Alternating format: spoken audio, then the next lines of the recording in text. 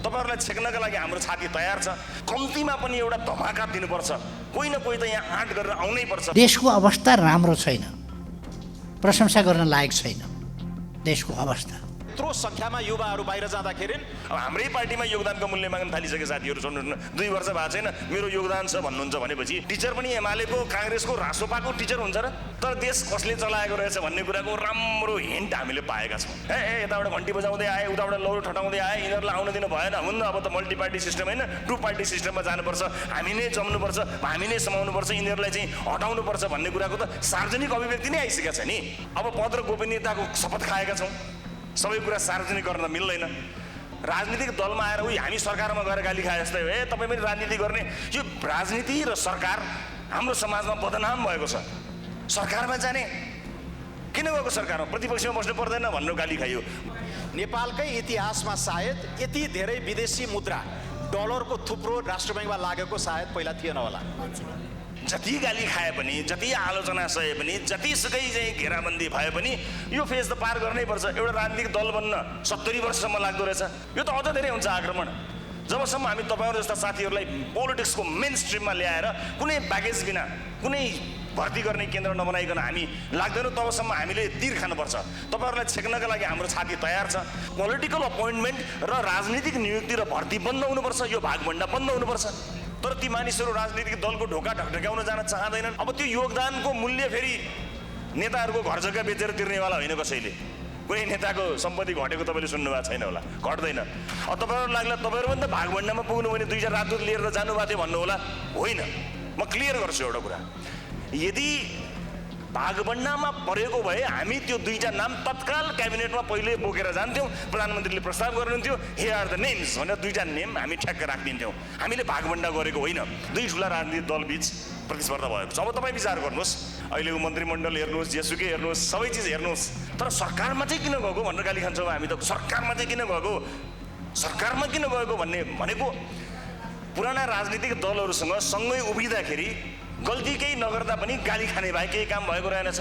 सिंहदरबार कसरी चलाउने भन्ने कुरा जान्नका लागि सिंहदरबार कसरी चल्दैछ भन्ने कुरा हेर्नै पर्छ। जति गाली खाएर भए पनि केही समय सरकारमा जानु नै थियो। अब अघिल्लो पटक पर्याप्त थिएन। यो देशमा विभिन्न क्षेत्रमा विज्ञता हासिल गरेका मानिसहरू छन्, तर ती मानिसहरू राजनीतिक दलको ढोका ढकढक्याउन जान चाहँदैनन्, किनकि आजै पनि यहाँ स्वतन्त्र रूपमा आउनुभएका विज्ञहरूलाई यो नीलो कलरको मुनि बस्ने बित्तिकै ओहो तपाईँ पनि घन्टीमा जानुभयो कि क्या हो भन्ने डर र त्रासले उहाँहरूलाई सताउँछ। र उहाँहरूले जीवनभर आर्जन गरेको त्यो पुँजीलाई हामी हाम्रो रङ लगाइदिन चाहिँ चाहँदैनौँ। यद्यपि हामीले हाम्रो रङलाई कन्ट्यामिनेटेड बनाएका छैनौँ, बनाउँदैनौँ पनि, बट स्टिल हामी तपाईँको त्यो विज्ञतालाई पार्टीको ओथमा ल्याउन चाहिँ चाहँदैनौँ। कत्रो डर त्रासका बिचमा तपाईँहरू यहाँ आउनुपर्ने वातावरण सृजना भएको छ। म आज यसै फोरम मार्फत सम्पूर्ण विषयविज्ञहरूलाई म अनुरोध गर्न चाहन्छु कि संसारका कुनै पनि देशहरू जसले रेभोल्युसन ल्यायो उसैले समृद्ध बनाएको मैले त्यति पढ्न सुन्न पाएको छैन। रेभोल्युसन एउटा कुरा हो, त्यो पोलिटिकल रेभोल्युसन, व्यवस्था परिवर्तनको रेभोल्युसन र आर्थिक रेभोल्युसन, सुशासनको रेभोल्युसन त्यो बेग्लै कुरा हो। त्यहाँ विज्ञताको आवश्यकता पर्छ। त्यसकारणले परिस्थितिले जन्माएको राजनीतिक दलका रूपमा हामी जन्मिएका हौँ।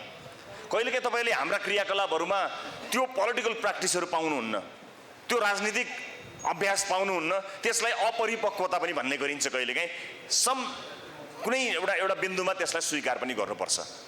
तर हाम्रो उद्देश्य चाहिँ के भने राष्ट्र निर्माणका महत्त्वपूर्ण ठाउँहरूमा, पोलिसी मेकिङका अत्यन्तै महत्त्वपूर्ण एभिन्युजहरूमा हामीले यो देशका विज्ञ साथीहरूलाई, संसारभरिबाट ज्ञान प्राप्त गरेका साथीहरूलाई जोड्न सकेनौँ भने के हामीलाई हाम्रा नजिक रहेका, हामीलाई वाहवाही गरेर केही पद पाइन्छ होला भनेर चाहिँ विभिन्न अभिव्यक्तिहरू दिने साथीहरू मात्रैबाट पर्याप्त हुन्छ त? यो यत्रो ठुलो यात्रा, समृद्धिको यात्रा आफन्तजनबाट मात्र शुभेच्छुकबाट सम्भव नै छैन। सम्भावनाका हिसाबले हामी 2वटा इकोनोमिक जायन्टका बिचमा बसेका छौँ। लोकेसनका हिसाबले त्यो एउटा सामान्य कुरा होइन। तर जुन डिस्कसन, जुन गहिराईमा पुगेर गर्नुपर्ने हो त्यसमा हामी चुक्यौँ भने त्यसले हामीलाई कहीँ पनि लाँदैन। अहिले हामीलाई एकदमै कम्फर्टेबल छ, हामी एकदमै सहज परिस्थितिमा छौँ। यो जानाजान गरेका हौँ हामीले, र भोलि पनि यो भारी हामी बोक्दैनौँ। अहिले समस्या के छ भने राजनीतिक दलहरूलाई निकै ठुलो भारी बोक्नु परेको छ। त्यत्रा लाखौँ कार्यकर्ताको भारी बोक्नु परेको छ, भातृ सङ्गठनहरूको भारी बोक्नु परेको छ। कहीँ पनि मेरिटोक्रेसी गर्न खोजियो भने योगदानको चाहिँ नि मूल्य माग्दै लाइन लाग्छन् नेताका ढोका ढोकामा। यत्रो योगदान गरेको हामीले खोइ त के का लागि त वर्षौँ योगदान गरियो। अब हाम्रै पार्टीमा योगदानको मूल्य माग्न थालिसके साथीहरू सुन्नुहोस् न, 2 वर्ष भएको छैन मेरो योगदान छ भन्नुहुन्छ भनेपछि तपाईँ आफै सम्झनुहोस् न पुरानो पार्टीमा योगदान कति पुग्यो होला। अब त्यो योगदानको मूल्य फेरि नेताहरूको घर जग्गा बेचेर तिर्नेवाला होइन कसैले। कुनै नेताको सम्पत्ति घटेको तपाईँले सुन्नुभएको छैन होला, घट्दैन। राष्ट्रको सम्पत्ति घटेको छ, राष्ट्रको प्रतिष्ठा घटेको छ। अब त्यत्रा कार्यकर्ता त्यत्रा योगदानकर्ताहरूलाई काहीँ न काहीँ दिनु पर्यो, नियुक्ति दिनु पर्यो। नियुक्ति कसरी दिनु पर्यो भने त्यो पार्टीमा योगदान दिएका आधारमा दिनु पर्यो। अनि पार्टीमा योगदान दिएका आधारमा लिएको नियुक्तिबाट तपाईँले के अपेक्षा गर्नुहुन्छ भने चन्दा दिएका केही साथीहरू होलान्, तिनलाई सहयोग हुने किसिमको पोलिसी बनाइदिनु पर्यो। किनकि त्यहाँ योगदान छ, योगदान विभिन्न किसिमका छ। एउटा समय बिताएको, अर्को यस्तो किसिमको योगदान पनि होला सुनिन्छ। अब यो डेन्जर योगदान छ अर्को, every one knows no one knows भने जस्तो कुरा छ। यो सबैलाई थाहा छ तर कसैलाई थाहा छैन भने जस्तो छ। त्यस कारणले राज्यको सम्पत्तिबाट, राज्यको स्रोतबाट आफ्ना मान्छेहरू पालिने यो सिलसिलाको असर यहाँसम्म पुग्यो कि अब पोलिसी बाइङ सुरु भयो। अब पोलिसीमा चाहिँ पोलिसी ह्याक गर्ने अथवा पोलिसीमा चाहिँ आफ्ना मान्छेहरू जोडिदिने र आफूलाई आवश्यक पर्ने, आफ्नो एउटा झुन्डलाई आवश्यक पर्ने किसिमका नियुक्तिहरू हुन थाले। आज राजनीतिक नियुक्तिहरूको अवस्था के छ? राष्ट्र बैङ्कको कुरा आयो। राष्ट्र बैङ्कमा स्वायत्तताको एउटा राम्रो उदाहरण छ, पर्याप्त होइन है।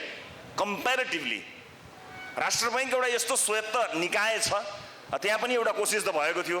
कोर्टले रिइन्स्टेट गरिदिएको कारणले गर्दाखेरि गभर्नर अहिले कायम हुनुहुन्छ, तर त्यहाँ पनि एउटा कोसिस त भएको थियो। त्यसलाई पनि पोलिटिकल्ली काहीँ न काहीँ प्रभावित पार्ने प्रयास त भइ नै रहेको थियो। कम्पेरिटिभली त्यो एउटा स्वायत्तता त्यहाँ छ, तर त्यसका बावजुद पनि हामीलाई यति धेरै गाह्रो भइरहेको छ भने तपाईँ सम्झाउनुहोस् त, कतिपय ठाउँहरू, कयौँ ठाउँहरूमा, कयौँ महत्त्वपूर्ण ठाउँहरूमा राजनीतिक नियुक्तिले कत्रो ठुलो प्रभाव पारेको होला। जहाँ अड्कियो, गाँठो अड्कियो भनिरहेका छौँ नि, हामीले गरेको डिस्कसन्सहरू अलिकति प्लेजेन्ट, असाध्यै कानमा नभिजाउने मिठो डिस्कसन गर्न त हामी सक्छौँ, तर अब त्यस्तो प्लेजेन्ट डिस्कसनले, कान नभिजाउने, झर्को नलाग्ने डिस्कसनले हामी कहीँ पनि पुग्दैन। सो पोलिटिकल अपोइन्टमेन्ट र राजनीतिक नियुक्ति र भर्ती बन्द हुनुपर्छ, यो भागभण्डा बन्द हुनुपर्छ। अब तपाईँहरूलाई लाग्ला तपाईँहरू पनि त भागभण्डामा पुग्नु भने 2 राजदूत लिएर जानुभएको थियो भन्नु होला, होइन। म क्लियर गर्छु एउटा कुरा, यदि हाम्रो पार्टीले राजनीतिक भागभण्डामा आफ्नो भाग खोज्दथ्यो भने क्याबिनेटको त्यो बैठकमा म खल्तीबाट 2टा नाम उठाएर दिइहाल्थेँ नि त्यहाँनिर, जसरी अरू पार्टीले दिए। These are my names, take this.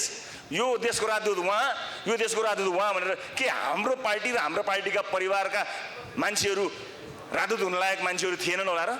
छैनन् होला र? थिए नि। भागभण्डामा परेको भए हामी त्यो 2टा नाम तत्काल क्याबिनेटमा पहिले बोकेर जान्थ्यौँ, प्रधानमन्त्रीले प्रस्ताव गर्नुहुन्थ्यो, हियर आर द नेम्स भनेर 2टा नेम हामी ठ्याक्क राखिदिन्थ्यौँ। हामीले भागभण्डा गरेको होइन, हामीले प्राप्त गरेको त्यो 2वटा राजदूतको त्यो जुन सिट छ त्यसलाई योग्य नेपाली नागरिकका लागि छुट्याइदिएको, योग्य मानिस जाउन् भन्नका लागि। हामीसँग पार्टीमा योगदान दिएको भनेका साथीहरू नभएका होइनन्, परिवारका सदस्यहरू नभएका होइनन्, र क्याटेगोरीमै फल गर्ने, हामीले ल्याउँदा पनि मेरिटोक्रेसी चाहिँ ड्यामेज नहुने किसिमका साथीहरू पनि नभएका होइनन्। तर हामीले कतिले भने विज्ञापन गर्नुभयो तपाईँले, हामीले विज्ञापन गरेकै होइन।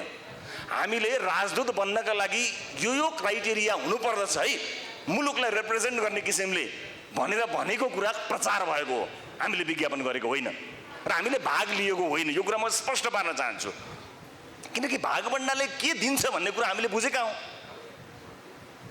शिक्षा क्षेत्रलाई राजनीतिबाट मुक्त गराउँ भन्नुको अर्थ शिक्षकहरूप्रति हामी अनुदार भएको होइन, शिक्षकहरूप्रति हामीले डिसरेस्पेक्ट गरेको त्यो गलत हो। हामी शिक्षकहरूलाई अत्यन्त उच्च सम्मान गर्दछौँ, उहाँहरूको क्षमताको कदर गर्दछौँ, उहाँहरूलाई फाइनेन्सियल्ली, सोसियल्ली हरेक हिसाबले सिक्योर्ड गर्न चाहन्छौँ, उहाँहरूलाई सुरक्षित राख्न चाहन्छौँ। त्यसको विधि छ, त्यसको तरिका छ। राजनीतिक दलले संरक्षण गर्न पर्दैन। आज नेपालका टिचरहरूलाई किन चाहियो राजनीतिक दलको संरक्षण? राज्यले संरक्षण दिने हो। त्यो नीति बनाउन सक्नुपर्छ ताकि हरेक टिचरले फिल गरोस् कि म सेफ छु। बिइङ अ टिचर, मेरो इज्जत छ, मेरो प्रतिष्ठा छ, मेरो परिवार आर्थिक रूपमा सुरक्षित छ, सामाजिक रूपमा सुरक्षित छ, मेरा परिवारलाई पढाउने, मेरो स्वास्थ्य उपचार गर्ने कुरा राज्यले हेर्छ। त्यो राज्यको दायित्वलाई कहाँ तपाईँले पार्टीमा विभाजित गरिदिनु भएको? टिचर पनि एमालेको, काङ्ग्रेसको, रासोपाको टिचर हुन्छ र? अथवा हो हिजो मुलुकमा धेरै कुराहरूको आवश्यकता परेको थियो, हरेक क्षेत्रले विद्रोह गर्नुपर्ने बेला थियो, राजनीतिक परिवर्तनको बेला थियो। के शिक्षक, के विद्यार्थी, के पत्रकार, के खेलाडी, के ब्याङ्कर्स, के प्राइभेट सेक्टर सबैले परिवर्तनको लागि आफ्नो ठाउँबाट आवाज उठाउनु पर्ने आवश्यकता थियो। तर हामीले त्यसलाई अन्त्य गरेको होइन र संविधान बनाएर हामीले त्यो सबै कुरालाई अन्त्य गरेको होइन र। त्यस कारणले मलाई के लाग्दछ भने मैले सैद्धान्तिक रूपमा मात्र कुराकानी गरेको, यदि सही मानिसहरूलाई लिएर गएर सही ढङ्गले नीति बनाउने हो र मुलुकलाई ट्र्याकमा लैजाने हो भने जसले सही नीति निर्माण गर्नमा योगदान दिन सक्नुहुन्छ त्यस्ता मानिसहरूसँगको छलफल, अन्तर्क्रिया र त्यसबाट निस्किएको निचोडलाई राज्यको नीतिमा समावेश गर्न सकियो भने मात्र त्यो राष्ट्रको नीति बन्छ, नत्र त्यो राष्ट्रको नीति बन्न सक्दैन। मोनेटरी पोलिसीमा अहिले स्मल बिजनेसको कुराकानी आयो। साना उद्यमीहरूको अवस्था के छ हेर्नुहोस्। साना उद्यमीहरूलाई आवश्यकता परेको बेलामा जस्तो ब्याङ्किङको कुराहरू आयो, ब्याङ्कको चाहिँ नि इन्ट्रेस्ट रेटको कुराकानी आयो, हुन सक्ला मेरो एउटा सानो एउटा जिज्ञासा मात्र, जति पनि साना उद्यमीहरू छन्, सानो व्यापार व्यवसाय गर्नेहरू हुनुहुन्छ, उहाँहरूका लागि मान्नुहोस् तपाईँको चाहिँ केही महिनाका लागि अथवा केही समयका लागि उहाँहरूले लिनुभएको लोनमा चाहिँ जुन इन्स्टलमेन्ट हुन्छ त्यो इन्स्टलमेन्ट ब्रेक दिएर एन्ड लोनमा उहाँहरूलाई मिलाउने, ल तपाईँको 5 महिनाको 6 महिनाको इन्स्टलमेन्ट अहिले 6 महिना तिर्नु परेन, आफ्नो बिजनेसलाई ब्याक ल्याउनुहोस्। त्यसपछि तपाईँको जब फाइनल इन्स्टलमेन्ट हुन्छ त्यो इन्स्टलमेन्टमा 6वटा पेमेन्ट चाहिँ बढ्छ है तपाईँको भनेर हुनसक्छ कि, अथवा कुन ढङ्गले हामीले ब्रेक दिन सक्छौँ, कुन ढङ्गले हामीले प्राण दिन सक्छौँ, कुन ढङ्गको मोनेटरी पोलिसीले गर्दा हामी चाहिँ नि सुरक्षित महसुस गराउन सक्छौँ, त्यो कुरा महत्त्वपूर्ण हुन्छ। क्रेडिट रेटिङ एजेन्सिजको कुराकानी आयो, 3वटा क्रेडिट रेटिङ एजेन्सीको कुराकानी यहाँ देखियो। वर्षा म्याम त अब अलिकति इन्टरनेसनल्ली रिनाउन्ड चाहिँ एजेन्सीसँग अट्याच्ड हुनुभएको हुनाले उहाँको कुराकानी नगरौँ, त्यहाँ एक किसिमको अलि धेरै विश्वास गर्ने ठाउँ रहन्छ नै, त्यसलाई एक्सेप्ट गर्नै पर्ने हुन्छ। व्हाट अबाउट बाँकी 2टा एजेन्सिज?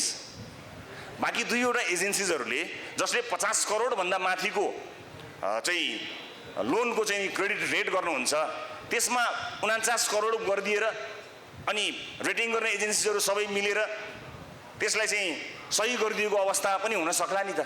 त्यसको अनुगमन कसरी गर्ने, त्यसलाई कसरी हामीले हेर्ने, अनि त्यो नियमन गर्ने निकायको हामी सबैलाई थाहा छ केही सीमित घरानामा केन्द्रित भएको छ। चाहे ब्याङ्किङको कुराकानी गर्नुहोस्, चाहे ठुला उद्यमको कुराकानी गर्नुहोस्, भनेपछि त्यसको प्रभाव त रहिरहन्छ। त्यो स्वतन्त्र ढङ्गले चल्ने स्वायत्त निकायहरू नहुँदाको, चाहे प्राइभेट सेक्टरमा होस् चाहे अन्य सेक्टरमा होस्, त्यसको ठुलो प्रभाव सिङ्गो देशमा परेको छ। त्यो प्रभावलाई अन्त्य गर्नको निमित्त हामीले हेर्ने भनेकै स्वायत्त निकाय, स्वतन्त्र रूपमा काम गर्न सक्ने योग्य विज्ञ मानिसहरूको नियुक्ति, यी चिजहरूबाट हामी यसलाई सम्बोधन गर्न सक्छौँ भन्ने मलाई लाग्दछ। त्यसैले आजको यो फोरम आफैमा एउटा एकदम महत्त्वपूर्ण फोरमको रूपमा हामीले अगाडि सार्यौँ। यो समयभन्दा अलिकति अगाडि गर्न सकेको भए यसले केही न केही अभ्यास हुन्थ्यो, यसले केही न केही टेवा अवश्य पनि पुर्याउँथ्यो र हामीले नीति मन्थनहरूमा गरेका छलफलहरूलाई बुदागत रूपमा साथीहरूले टिप्ने गर्नुभएको छ, त्यसमा छलफल गर्ने गर्नुभएको छ र भोलिका दिनमा हामीले बनाउने पोलिसिजहरूमा यसले काम गरोस् भन्नका लागि यो महत्त्वपूर्ण हुन्छ भन्ने कुरा म जानकारी गराउन चाहन्छु। यो कुनै त्यतिकै गरिएको एउटा देखाउनको लागि गरिएको चिज होइन, यसका आधारमा भोलिका दिनहरूमा हामीले काम गर्न सक्छौँ।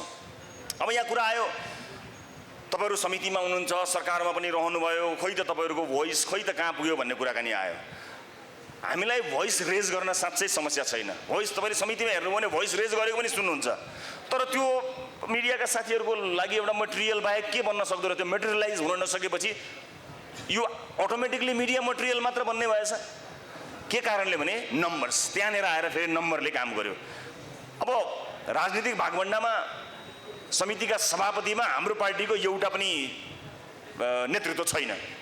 जेनरली पावर सेयरिङमा त्यस्तो हुँदैन पनि, यसो दिए जस्तो गरिन्छ। अब त्यसमाथि अहिले ठुला 2 राजनीतिक दलहरू मिलेर सरकार बनेको छ। अब तपाईँ सम्झनुहोस्, जसले वर्षौँसम्म मुलुकलाई जुन ढङ्गमा लिएर गए तिनै राजनीतिक दलहरूको अकर्मण्यतालाई लिएर स्थानीयदेखि केन्द्रसम्म सरकारहरू बनेका छन्। कतिपय रिजनल पार्टिजहरू आए, हामी केन्द्रमा आयौँ, त्यो आफैमा एउटा विद्रोह थियो नि त। त्यो ठिक भएन, यो ढङ्गले चलेर भएन भनेका थियौँ। अब हुँदा हुँदा जसले गरेर भएन भनेको उनीहरू नै युनाइट भएर अब गभर्मेन्ट बनाइरहेछन्। प्रतिपक्ष छैन, दुई ठुला राजनीतिक दल बीच प्रतिस्पर्धा भएको छ। अब तपाईँ विचार गर्नुहोस्, हाम्रो जस्तो भागभण्डाको राजनीति, नियामक निकायहरूमा नियुक्ति, राजदूत भन्नुहोस्, अन्य विभिन्न चाहिँ चाहे तपाईँ यो चाहिँ नि संवैधानिक निकायहरूकै कुराकानी गर्नुहोस् न, हामी त भागभण्डामा चल्छौँ। त्यो भागभण्डामा चलिसकेपछि अब यहाँनिर यदि सही पोलिसी लिएर मुलुकलाई अब चाहिँ निकास दिनु पर्यो भनेर त्यो रियलाइजेसनका कारणले बनेको भए गजब हुन्थ्यो। ओहो, रियलाइज गरौँ, हामीले यो 30 वर्षमा खासै अलिकति यो आफ्ना मान्छे भर्ती मात्र गर्न खोज्यौँ, कहीँ कतै धेरै कुरा चुक्यौँ हामी। त्यस कारणले अब चाहिँ रियलाइज भयो, अब एकपटक ठुला दल मिलेर साँच्चै नै देशका समस्या समाधान गर्नको लागि हामी एक ठाउँमा बस्नु पर्यो। अब कहीँ कतै आफन्त नहेरिकन मुलुकको हित र मुलुकको स्वार्थको लागि काम गरियो भने चाहिँ हुनसक्छ भनेर जम्मा भएको त्यो रियलाइजेसनले जम्मा भएको भए ओहो हो त गजब हो। ठुला हामी नयाँ मान्छेहरू आए, अब त्यसले गर्दाखेरि नयाँ उहाँहरूलाई चाहिँ नि घन्टी हामीले बजायौँ, तर घन्टी उहाँहरूको मनमा बजेर त्यो घन्टी बजेर जोडिएको भए चाहिँ त्यसले रिजल्ट दिन्थ्यो। तर घन्टी त्यो बजेर चाहिँ रिजल्ट आयो जस्तो देखिँदैन। अहिलेको मन्त्रीमण्डल हेर्नुहोस्, जेसुकै हेर्नुहोस्, सबै चिज हेर्नुहोस्, यी सबै हेर्दाखेरि त्यो रियलाइजेसनको नतिजा अहिलेको गठबन्धन अथवा अहिलेको दुई ठुला दलको चाहिँ मिलन अब त साँच्चै नै बर्बाद भयो। हामीले खासै राम्रो नगरेका कारणले भन्दा पनि यताबाट घन्टी बजाउँदै आए, उताबाट लौरो ठटाउँदै आए, यिनीहरूलाई आउन दिनु भएन, हुन्न अब त मल्टी पार्टी सिस्टम होइन, 2 पार्टी सिस्टममा जानुपर्छ, हामी नै जम्नुपर्छ, हामी नै समाउनुपर्छ, यिनीहरूलाई चाहिँ हटाउनुपर्छ भन्ने कुराको त सार्वजनिक अभिव्यक्ति नै आइसकेको छ नि। सो त्यो रियलाइजेसनको कारणले भएको देखिँदैन।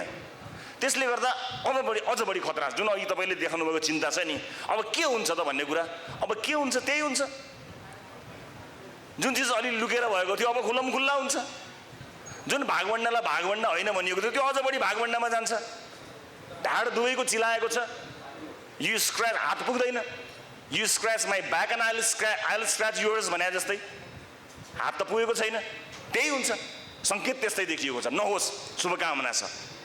त्यसैले आजको यो कार्यक्रममा म कुनै कटाक्ष गर्नको निमित्त उपस्थित भएको त होइन, तर अलार्मिङ चाहिँ छ है, सोच्नुपर्ने अवस्था छ है। निजी क्षेत्रहरू हामी उत्साही छौँ, हामी एकदम उत्साही छौँ भन्नुहुन्छ, त्यो एकदमै त्यसलाई त्यो कपी पेस्ट उत्साहले अब हुँदैन। हामी अलिकति चिन्तित छौँ, तपाईँले भन्नु पर्यो।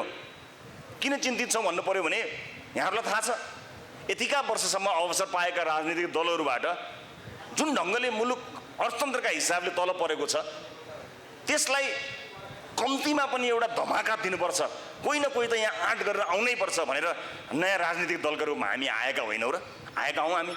तर अपेक्षा यति ठुलो भयो कि नराम्रो केही गरिएको त होइन, तर सरकारमा चाहिँ किन गएको भनेर गाली खान्छौँ हामी त। सरकारमा चाहिँ किन गएको, सरकारमा किन गएको भनेको पुराना राजनीतिक दलहरूसँग सँगै उभिँदाखेरि गल्ती केही नगर्दा पनि गाली खाने भए केही काम भएको रहेनछ। तर हामी त केही सिक्नु थियो, हामीलाई त केही गर्नु थियो, हामी त हेर्नु थियो। सिंहदरबार कसरी चलाउने भन्ने कुरा जान्नका लागि सिंहदरबार कसरी चल्दैछ भन्ने कुरा हेर्नै पर्छ। जति गाली खाएर भए पनि केही समय सरकारमा जानु नै थियो। अब अघिल्लो पटक पर्याप्त थिएन, 1 महिना 34 दिन म भएँ, अरू साथीहरू 22-24 दिन जानुभयो, त्यो कुनै पर्याप्त समय नै थिएन। अब अहिले जुन 4 महिनाको अवधि हामीले सरकारमा बस्यौँ, यो अवधिले अब चाहिँ हामीलाई धेरै कुरा बुझ्न सहयोग मिलेको छ। अब पद र गोपनीयताको शपथ खाएका छौँ, सबै कुरा सार्वजनिक गर्न मिल्दैन, तर देश कसले चलाएको रहेछ भन्ने कुराको राम्रो हिन्ट हामीले पाएका छौँ। यो एउटा ठुलो लर्निङ भएको छ र हामीले यो लर्न गर्दा राज्यलाई घाटा लगाएका छैनौँ है। राज्यलाई कुनै लस गरेर राज्यको कस्टमा राज्यलाई चाहिँ अप्ठ्यारोमा पारेर तिमीहरू अनुभव लिने, तिमीहरू पढ्ने, गिनीपिक बनाउने, तिमीहरू राज्यलाई भन्नुहोला, त्यो हामीबाट भएको छैन। बरु 4वटा मन्त्रालय लिएर 4 जना भ्रष्टहरूलाई रोक्यौँ कि भन्ने चाहिँ विश्वास छ हामीलाई। के थाहा पदमा बाँड्ने मान्छेहरू आउँथे कि, त्यति रोक्ने काम हामीले गऱ्यौँ। 21 जनालाई बाहिर राखेर सदनमा 21 जना भ्रष्ट हुन सक्ने सम्भावित भ्रष्टहरूलाई रोकेर सदनमा 21 जना होनहार मान्छे त लिएर गयौँ नि भन्ने आत्मविश्वास हामीलाई छ। त्यस कारणले हामी प्रोसेसभित्र छौँ। निजी क्षेत्रसँग हामीले भन्दै आएका छौँ, बजेटका बेलामा के बजेट बनाउने हो, कसको हितमा बनाउने हो, त्यो पोलिसी कस्तो बनाउने हो, चाहे मोनिटरी पोलिसीको कुराकानी हो, चाहे बजेटका कुराकानी हुन्, यी कुराहरूमा जे चल्दै आएको छ बिजनेस एज युजुअलै चल्दै आएको छ, तपाईँले थाहा पाइरहनु भएको छ। अब तपाईँहरूलाई खुसी पार्नको निमित्त अन्तिम सातामा बजेट आउनु अगाडि केही दिन अगाडि तपाईँहरूसँगको छलफल, मौद्रिक नीति आउनु अगाडि 2-4 दिन हुने छलफल त्यो तपाईँहरूले आफैले व्याख्या गर्नुभएको छ, आफैले बुझिरहनु भएको छ। तर हामी चाहिँ यसभन्दा अगाडि नीति मन्थन हुँदाखेरि हाम्रो पार्टीको उपसभापति डाक्टर सोनी मुवागेलले भन्नुभयो हामी कन्ट्र्याक्ट गरेर जान तयार छौँ, हामी निजी क्षेत्रसँग कन्ट्र्याक्ट साइन गरेर जान तयार छौँ कि हामीले हाम्रो नेतृत्वमा सरकार आउँदा यी कुराहरूलाई हामी टेक केयर गर्न सक्छौँ, यी विषयमा हामी एकमत जनाउन सक्छौँ। हाम्रो यो बोली आज तपाईँसँग भनेको कुरा भोलि फेल खाँदैन भन्नको लागि आउनुहोस् सही गरौँ। हाम्रो टार्गेट के हो, तपाईँको रोल एन्ड रेस्पोन्सिबिलिटी के हो, तपाईँबाट हामी के अपेक्षा गर्छौँ र तपाईँसँग गरिएको त्यो अपेक्षा अनुसार हामी इकोनोमीलाई कहाँ लिएर जान सक्छौँ, कुन कुन फेजमा, 5 वर्षमा कहाँ, 10 वर्षमा कहाँ, 25 वर्षमा कहाँ, 30 वर्षमा कहाँ। हामीले हाम्रो वाचापत्रमा पनि धेरै कुरा स्पष्ट गरेका छौँ। 32 वर्षको रोड म्यापको थोरै हिन्ट हामीले दिएकै छौँ। त्यस कारणले हामीसँग कम्फर्टेबल छ। किन कम्फर्टेबल छ भने हामीलाई राजदूत चाहिएको त हामीले योग्य मानिसहरूलाई चढायौँ भने चाहे भोलि सेवनको कुरा होस्, चाहे गभर्नरको कुराकानी होस्, चाहे सबै चिज कुरा होस्, मान्छेहरूले भन्लान् यो चाहिँ विज्ञापन गर्यो, यिनीहरू चाहिँ प्रचार प्रसारमा लाग्यो, त्यो विज्ञापन नै होइन। Very simple, right person in right place.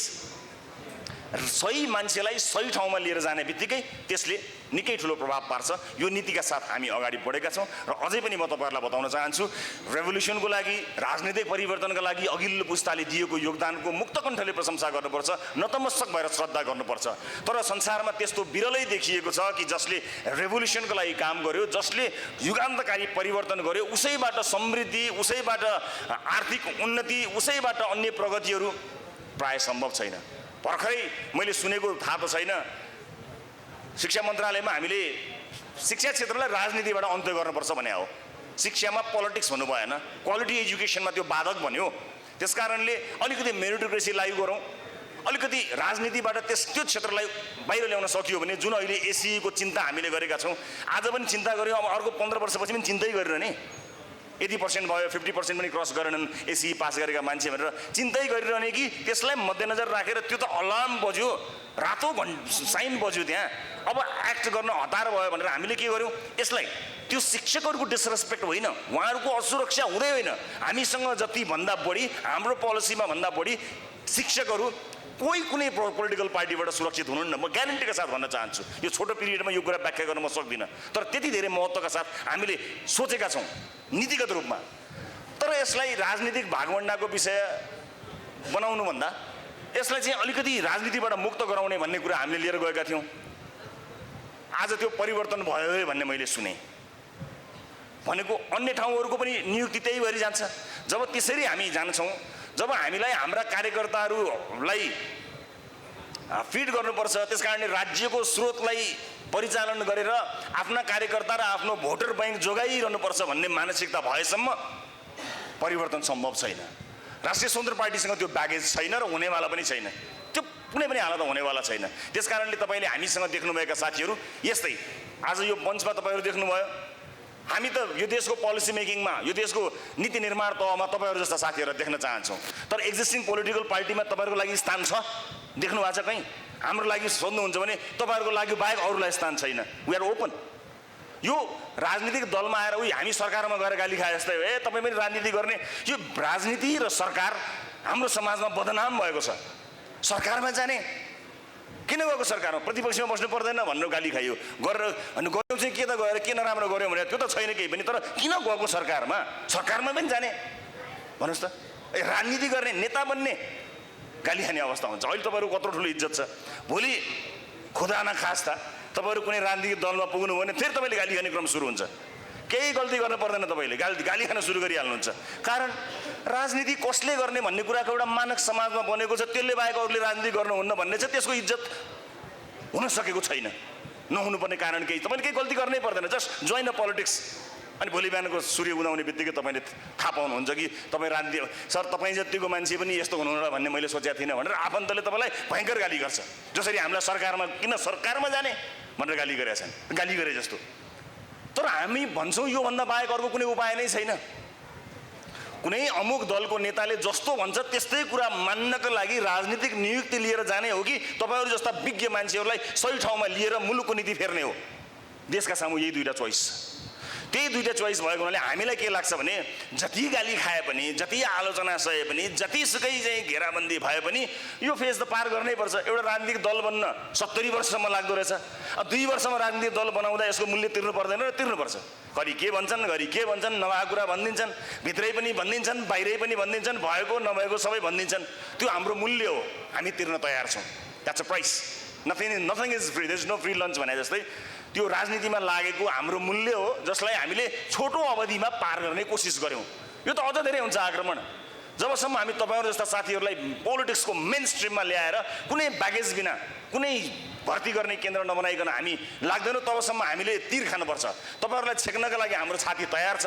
तर हामी यस्तै नीति मन्थनका माध्यमबाट, विज्ञ विद्वानहरूका माध्यमबाट राष्ट्रको नीति कसरी बनाउने, मौद्रिक नीति मात्र होइन अन्य नीतिहरू कसरी बनाउने भन्ने कुरामा गहन छलफल गरिरहन्छौँ। त्यो गहन छलफललाई नतिजामा ल्याउनको निमित्त हामी डकुमेन्टेसनमा काम गरेका छौँ। राजनीतिक दलका रूपमा अलिकति एउटा दललाई सम्पूर्ण रूपमा दस्तावेजीकरण गर्नको निमित्त एउटा पिरियड अफ टाइम, एउटा सर्टेन टाइम चाहिँ लाग्ने रहेछ। हामीले ब्लुप्रिन्ट भनेका थियौँ, हरेक सेक्टरको ब्लुप्रिन्ट बनाउन समय चाहिँ लाग्ने रहेछ। त्यही प्रोसेसमा हामी अहिले अगाडि बढेका छौँ। यो आजको कार्यक्रम त्यसैको हाम्रो प्रोसेसको निरन्तरताको एउटा एपिसोड हो, जसमा यहाँहरूले अत्यन्त सौहार्दपूर्ण ढङ्गले सहभागी भइदिनु भयो। मैले अघि नै भने हामीसँग उभिँदा, हामीसँग हाम्रा मञ्चहरूमा आइदिँदा तपाईँहरूको स्वतन्त्र जुन एउटा छवि छ, एउटा स्वतन्त्र रूपमा तपाईँले आर्जन गर्नुभएको जुन एउटा सामाजिक पुँजी छ, त्यसलाई काहीँ न काहीँ कतै न कतै क्षति पुगेछ भने म पार्टीको सभापतिको हैसियतले तपाईँहरूसँग म क्षमा माग्छु। तर हामीसँग अर्को उपाय छैन। देशमा भएका र विदेशमा समेत रहेका योग्य मानिसहरूलाई बोलाएर नीति निर्माणमा छलफल गरेर तिनको विज्ञता, तिनको क्षमतालाई डकुमेन्टेड गरेर आगामी बाटो तय गर्नुको हामीसँग विकल्प छैन।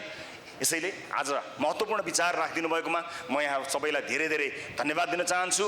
र मौद्रिक नीति आज भएको छलफलले त्यति प्रभाव पार्ने किसिमको त बन्दैन होला, तर यी छलफलहरूले भविष्यमा बन्ने नीतिहरूमा, हामीले लिने बाटोहरूमा र हामीले बनाउने नीतिहरूमा यसले महत्त्वपूर्ण भूमिका निर्वाह गर्नेछ।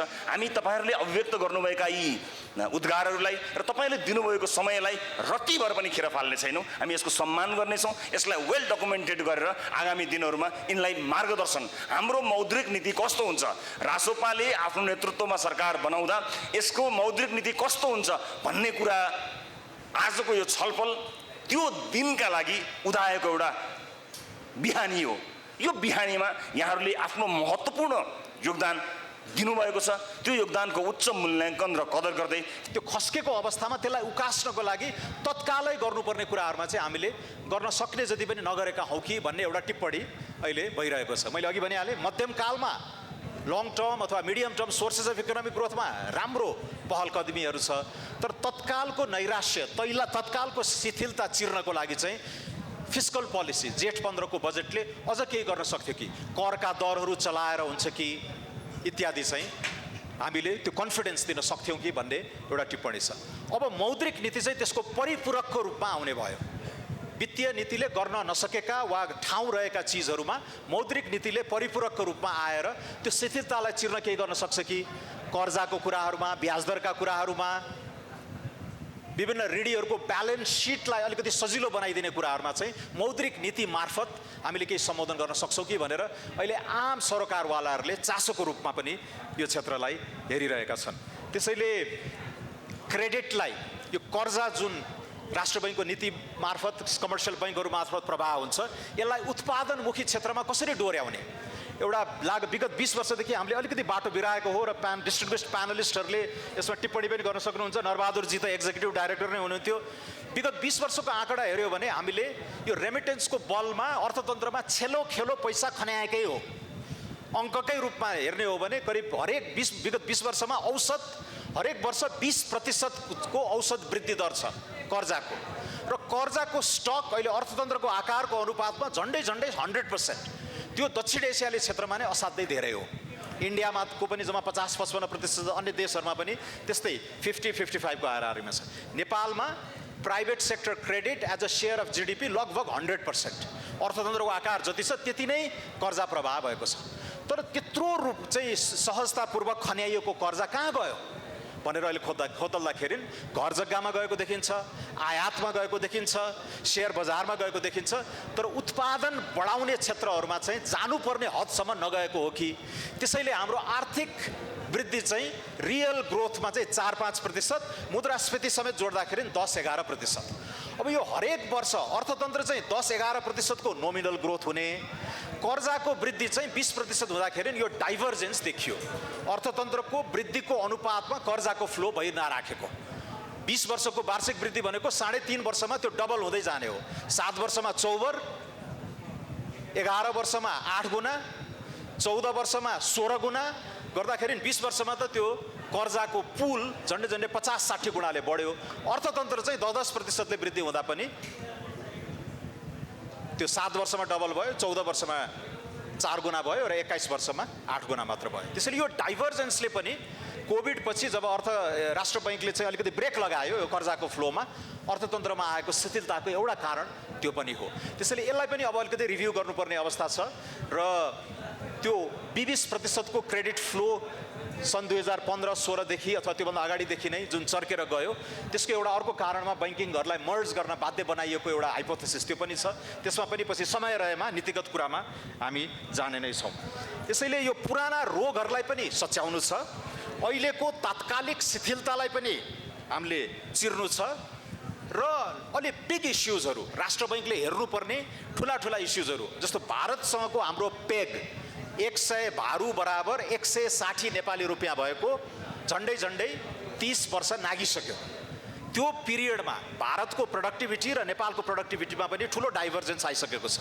उनीहरूको इन्फ्लेसनको प्याटर्न, हाम्रो इन्फ्लेसनको प्याटर्न पनि अलिकति फरक छ। भनेपछि यो पेगको पनि रिभ्यू गर्नुपर्ने बेला भयो कि भएन भन्ने एउटा ठुलो क्वेसन त्यहाँ आएको छ। फरेन एक्सचेन्ज रिजर्भ्स आयात पनि घटेको, तर रेमिट यत्रो सङ्ख्यामा युवाहरू बाहिर जाँदाखेरि ठुलो मात्रामा फरेन एक्सचेन्ज रिजर्भ्स पनि थुप्रिरहेको। नेपालकै इतिहासमा सायद यति धेरै विदेशी मुद्रा डलरको थुप्रो राष्ट्र बैंकमा लागेको सायद पहिला थिएन होला। अलिकति पछाडि चाहिँ एकदमै हल्ला आयो है, डाक्टर साहबले बोलिराख्नु भएको छ, यस्तो ज्ञानपूर्ण छ। यता चाहिँ अलि कम गरिदिनु होला आवाज चाहिँ। यो मिडिया साथीहरू अलिकति यता आइदिनु भयो भने सजिलो हुन्थ्यो। $15 बिलियन 42-44 अर्ब डलरको अर्थतन्त्र नेपाली रुपियाँमा अब अलिकति 133-134 ले गुणन गर्नुभयो भने 5700-5800 अर्बको हाम्रो अर्थतन्त्रमा 42-44 अर्ब डलरको अर्थतन्त्रमा 15 अर्ब डलरको हाम्रो अहिले थुप्रिराखेको छ।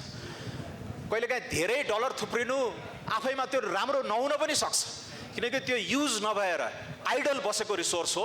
त्यसलाई हामीले सभरेन वेल्थ फन्डको रूपमा हुन सक्छ कि अन्य वित्तीय उपकरणहरू मार्फत बेटर परिचालन गर्न सक्छौँ कि भन्ने प्रश्न छ। केही देशहरूमा देशी मुद्राको सञ्चितले कति महिनाको आयात धान्न सक्छौँ भनेर सोध्ने गरिन्छ।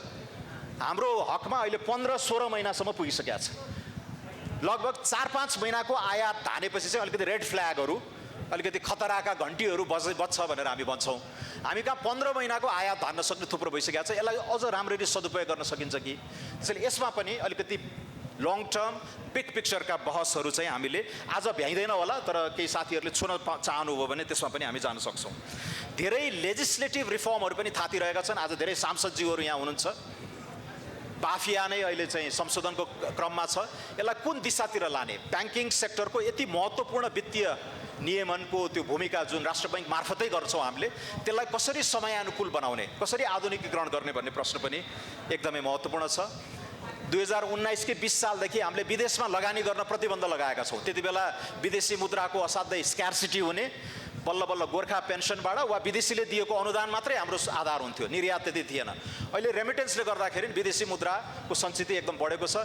बाहिर गएर म व्यवसाय गर्छु भन्नेलाई किन चोर बाटोबाट गर्ने, लिगल्ली ट्याक्स तिरेर बकाइदा बाहिर लगानी गर्न दिने कि नदिने? हिमालयन जावा जस्ता आउटलेट स्टारबक्ससँग कम्पिट गर्न किन सक्दैन? त्यसैले एकदमै टाइट गाइडलाइनहरू बनाएर नेपाललाई लेट्स गो ग्लोबल भनेर जुन हाम्रो राष्ट्रिय स्वतन्त्र पार्टीको त डायस्पोरासँगको एक किसिमको आत्मीयता पनि छ, डायस्पोराको पुँजीलाई नेपालको समृद्धिमा लगाउनुपर्छ भनेर पनि हामी लागिराखेका छौँ। त्यसैले यो विषयमा पनि अब अलि उदार भएर सोच्ने बेला भयो। यो डलरको थुप्रोलाई कसरी सदुपयोग गर्ने भन्दाखेरि सम्भावना भएका नेपाली कम्पनीहरू, नेपाली उद्यमीहरूलाई लेट देम गो ग्लोबल र पैसालाई बाहिर पनि जाओस्, भित्र पनि आउन सक्ने गरेर हामी गरौँ। 19 साल 20 साल भनेको त 60 वर्ष पुराना एकदमै एन्टिक्वेटेड आउटडेटेड लजहरूको बन्दी बनेर हामी बस्नु हुँदैन। र अहिले अब क्रिप्टोका कुराहरू छन्, नयाँ नयाँ डिजिटल करेन्सीहरूका पनि कुरा आएका छन्। क्रिप्टोमा म आफै पनि स्केप्टिक हुँ एउटा अर्थशास्त्रीको रूपमा, तर CBDC भन्ने जुन सेन्ट्रल ब्याङ्कको डिजिटल करेन्सी चाहिँ मेबी द फ्युचर, र यसमा नेपालले के कस्तो तयारी गर्नुपर्ने हो र त्यो दिशा ग्लोबल्ली नै हामी त्यता मुभ गरिरहेछौँ भने the way we understand money, the way we understand अथवा रेगुलेसन अफ मनी का कुराहरूमा पनि नयाँ सिराबाट हामी बहसहरू छेड्नुपर्ने हुन्छ। त्यसैले मौद्रिक नीतिको महत्त्व, अहिलेको तात्कालिक आर्थिक चुनौतीहरूमा यसले वित्तीय नीतिलाई कुन हदसम्मको परिपूर्ण गर्नुपर्ने हो र आगामी अहिले हामी थलिएका रोगहरू, अलि पुराना क्रोनिक रोगहरूबाट पनि कसरी करेक्ट भएर जाने र some big issues that we need to start thinking about बारे पनि चाहिँ हामीले बहसको थालनी गर्नेछौँ। आज यी सबै कुराहरू नभ्याइन सक्छ, तर एकदमै नेपालीमा भन्छौँ नि हामी खतरा प्यानल भनेर, खतरा प्यानल छ। अनिलजी हुनुहुन्छ, नरबहादुरजी मोनिटरी पोलिसीमै एमफिल गर्नुभएका, राष्ट्र ब्याङ्कको रिसर्च डिपार्टमेन्टमा काम गर्नुभएको, वर्षाजी आफै उद्यमी हुनुहुन्छ, क्लिन एनर्जी ब्याङ्कको डेपुटी CEO हुँदै अहिले क्रेडिट रेटिङ एजेन्सी एउटा इन्डियन मल्टिनेसनल सायद को चाहिँ यहाँ स्थानीय हेड हुनुहुन्छ, एकदमै चर्चित महिला उद्यमी नेत्री हुनुहुन्छ, CNI सँग आबद्ध। भुवनजी त नाभिल ब्याङ्कदेखि नै मलाई याद छ र पछिल्लो चरणमा सानिमाको एकदमै ख्यातिप्राप्त कम्पिटेन्ट इन्टेग्रिटी भएको चाहिँ CEO भनेर चिनिएको र कति 50 कि 52 वर्षमा म रिटायर हुन्छु अब भनेर भलन्टरीली छोडेर अहिले समाजसेवा लगायत क्षेत्रमा गर्नुभएको छ। We couldn't have ड्रिम्ड a better panel composition. र ओभर टु अनिलजी। देश समस्यामा छ, सञ्च छैन भनेपछि, शरीरमा सञ्च छैन, बिरामी छु भनेपछि यो हात चाहिँ त ठिकै छ भन्ने कुरा हुन्छ र? ज्वरो चाहिँ आएकै छ तर हात चाहिँ ठिकै छ भन्ने कुरा हुन्छ र? ज्वरो आएपछि त सबैतिर ज्वरो आउँछ नि। त्यस कारण देशको अवस्था राम्रो छैन, प्रशंसा गर्न लायक छैन देशको अवस्था। देश प्रशंसा गर्न लायक छ, देशको इतिहास प्रशंसा गर्न लायक छ, गौरवपूर्ण इतिहास छ, प्रशंसा गर्न लायक छ, भविष्य उज्जवल छ, त्यसमा कुनै सन्देह छैन। तर आज सन्तोष मान्न, खुसी हुन सकिने अवस्था छैन। हामीले यस अवस्थालाई बदल्नै पर्नेछ। यो अवस्था प्रति तपाईहरूले उठाउनुभएका प्रश्नहरू मैले सुने, समस्याहरू छन् र त्यो समस्या तपाईहरूले पनि भोग्नु परिरहेको छ, जसबाट तपाईँहरू उन्मुक्ति चाहनुहुन्छ, जसमा आफ्ना तर्फबाट गर्ने प्रतिबद्धता पनि तपाईँहरू गर्न तयार हुनुहुन्छ र सरकारको तर्फबाट पाउनुपर्ने सपोर्ट पनि प्राप्त होस् भन्ने तपाईँहरूको आकाङ्क्षा बहुत जायज छ। म अहिले त्यति भन्न चाहन्छु। तपाईँहरूको आकाङ्क्षा एकदम जायज छ र सरकारको तर्फबाट म तपाईँहरूलाई भन्न चाहन्छु, सरकार अप्ठ्यारा खोज्ने होइन, अप्ठ्यारालाई सजिलोमा परिणत गर्न समाधान खोज्ने तरिकामा छ।